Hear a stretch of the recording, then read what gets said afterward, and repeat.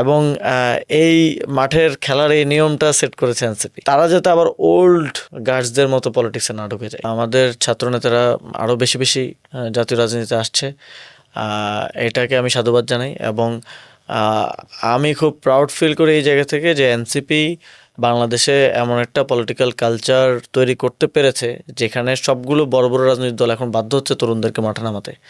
আপনি বিএনপিকে দেখেন, তারা সংরক্ষিত নারী আসনে ছাত্রদল নেত্রীকে এমপি বানিয়েছে না। গুঞ্জন এবং বিভিন্নভাবে শোনা যাচ্ছে যে জামাতের সিটি কর্পোরেশন প্রার্থীরা মোস্টলি ইয়াং হবেন। তো এই যে খেলার মাঠের খেলার নিয়মটা পরিবর্তন করে ফেলা, এটা এনসিপি করেছে। মানে ইয়াংরা জায়গা নিচ্ছে, ইয়াংরা জায়গা নিচ্ছে এবং ইয়াংদের বিরুদ্ধে যে আমাদের এক্সপেরিয়েন্সড ওল্ড পলিটিশিয়ানদেরকে দিয়ে হবে না, এটাও পলিটিক্যাল পার্টিগুলো বুঝতে পারছে।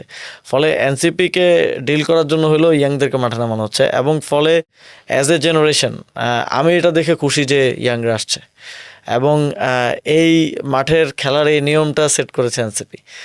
এবং এই পরিবর্তনটাই আমরা চাই, সামনের দিনে আরও বেশি বেশি ইয়াংরা ন্যাশনাল পলিটিক্সে আসুক, প্রতিদ্বন্দ্বিতা করুক এবং এর ফলে পলিটিক্সের একটা গুণগত পরিবর্তন হবে বলে আমরা প্রত্যাশা রাখি।